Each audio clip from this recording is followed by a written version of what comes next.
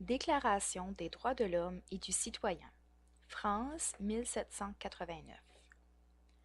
Les représentants du peuple français, constitués en Assemblée nationale, considérant que l'ignorance, l'oubli ou le mépris des droits de l'homme sont les seules causes des malheurs publics et de la corruption des gouvernements, ont résolu d'exposer, dans une déclaration solennelle, les droits naturels, inaliénables et sacrés de l'homme, afin que cette déclaration, constamment présente à tous les membres du corps social, leur rappelle sans cesse leurs droits et leurs devoirs, afin que les actes du pouvoir législatif et ceux du pouvoir exécutif, pouvant être à chaque instant comparés avec le but de toute institution politique, en soient plus respectés, afin que les réclamations des citoyens, fondées désormais sur des principes simples et incontestables, tournent toujours au maintien de la Constitution et au bonheur de tous.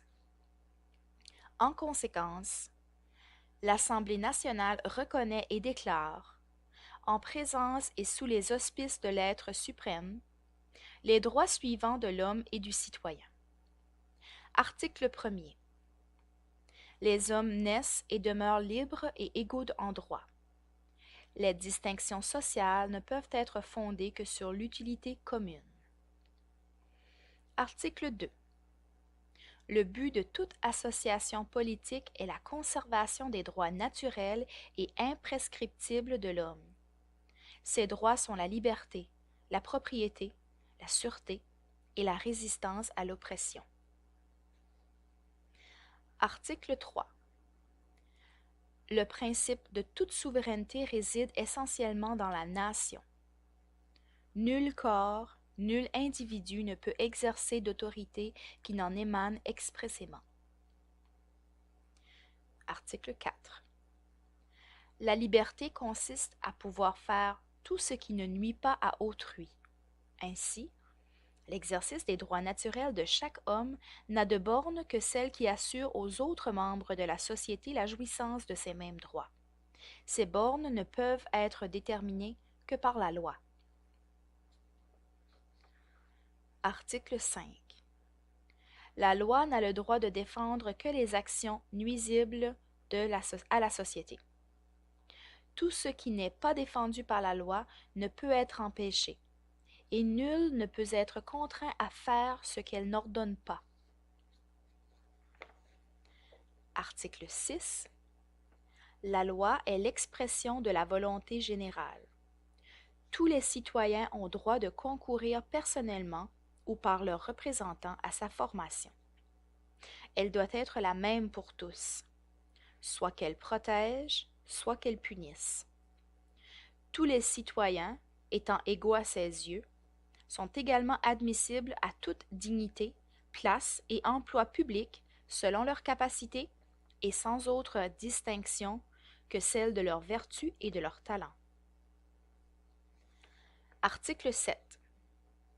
Nul homme ne peut être accusé, arrêté ou détenu que dans les cas déterminés par la loi et selon les formes qu'elle a prescrites.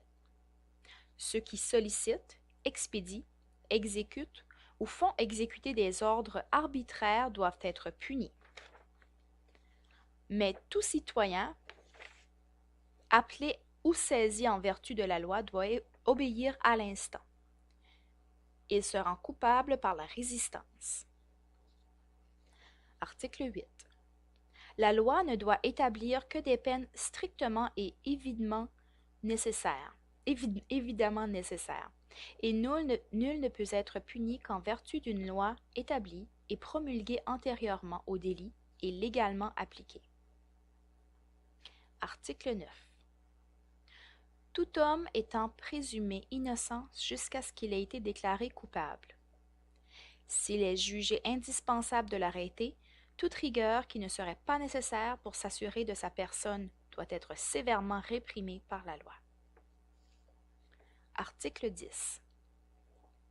Nul ne doit être inquiété pour ses opinions, même religieuses, pourvu que leurs manifestations ne troublent pas l'ordre public établi par la loi. Article 11. La libre communication des pensées et des opinions est un des droits les plus précieux de l'homme. Tout citoyen peut donc parler, écrire, imprimer librement, sauf à répondre de l'abus de cette liberté dans les cas déterminés par la loi. Article 12. La garantie des droits de l'homme et du citoyen nécessite une force publique. Cette force est donc instituée pour l'avantage de tous et non pour l'utilité particulière de ceux à qui elle est confiée. Article 13. Pour l'entretien de la force publique et pour les dépenses d'administration, une contribution commune est indispensable. Elle doit être également répartie entre les citoyens en raison de leurs facultés.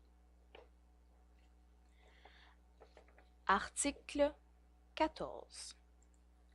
Les citoyens ont le droit de constater, par eux-mêmes ou par leurs représentants, la nécessité de la contribution publique, de la consentir librement, d'en suivre l'emploi et d'en déterminer la quantité, l'assiette, le recouvrement et la durée. Article 15. La société a le droit de demander compte à tout agent public de son administration. Article 16. Toute société dans laquelle la garantie des droits n'est pas assurée ni la séparation des pouvoirs déterminée n'a point de constitution. Article 17. La propriété étant un droit inviolable et sacré, nul ne peut en être privé, si ce n'est lorsque la nécessité publique, légalement constatée, l'exige évidemment, et sous la condition d'une juste et préalable indemnité.